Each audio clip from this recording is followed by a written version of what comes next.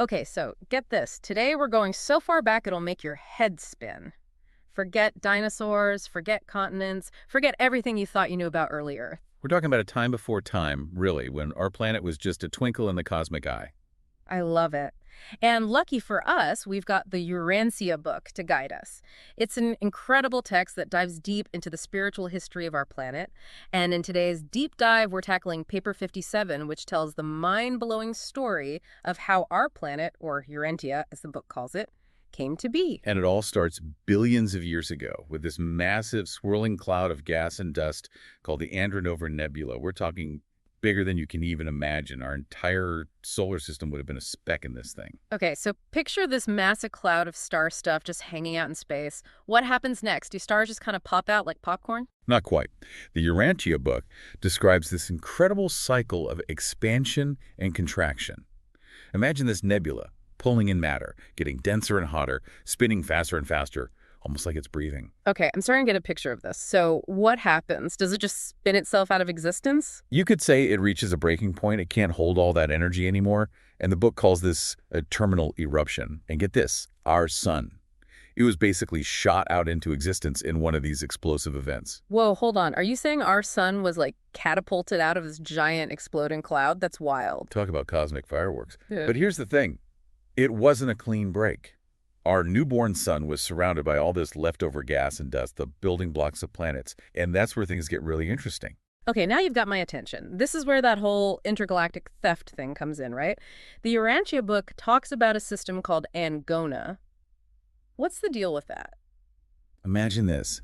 Angona, this massive solar system with a dark giant at its center, is cruising through space, and its path takes it right past our little corner of the universe. Okay, so we've got this cosmic bully heading straight for our newly formed sun and its swirling cloud of planet stuff. What happens next? Well, you can probably guess. The Urantia book describes Angona's gravity as this immense force that starts pulling on all the material orbiting our sun. So it's like a cosmic tug of war. Exactly. And our young sun, still finding its feet, can't quite hold on. Wait a minute, are you saying that this Angona system actually ripped off a chunk of our sun's stuff? Essentially, yeah.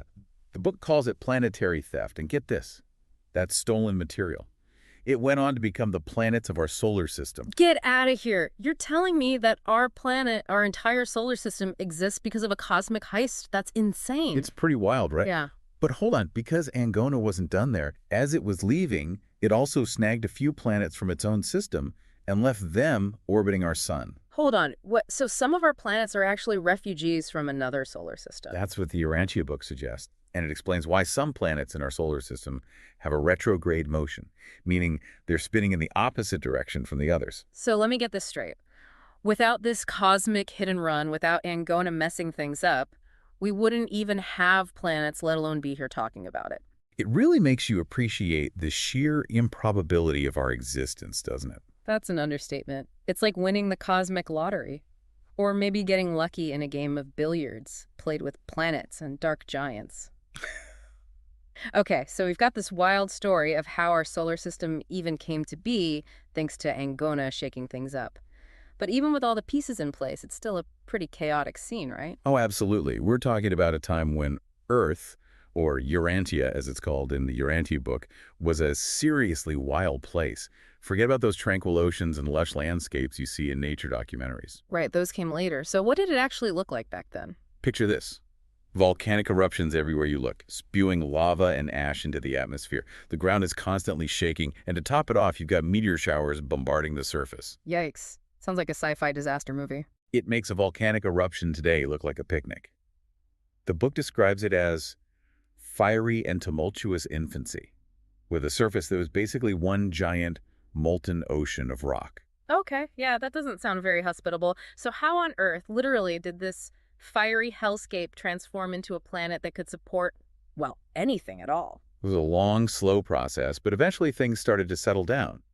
Imagine those volcanic eruptions becoming less frequent, the meteor showers easing up, and the molten rock on the surface beginning to cool and solidify. Okay, I can picture that, but we're still talking about a pretty barren, lifeless rock at this point, right? Right? But a crucial ingredient comes into play as things cool down: water.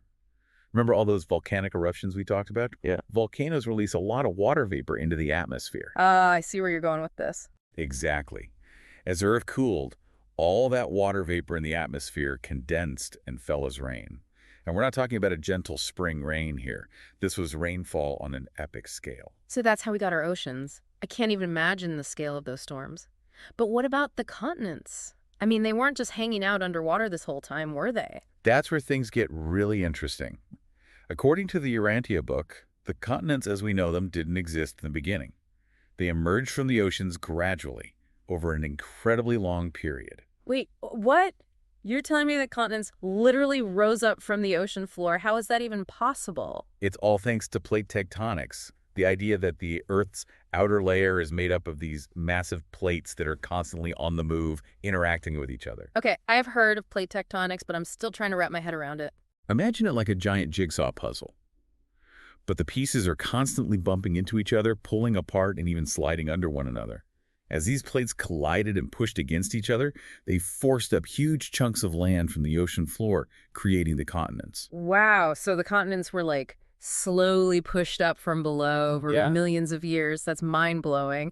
And I imagine all of this was happening while the planet was still cooling down, the atmosphere was changing. It must have been incredibly dynamic. Oh, absolutely. And speaking of the atmosphere, that was going through its own dramatic transformation during this time.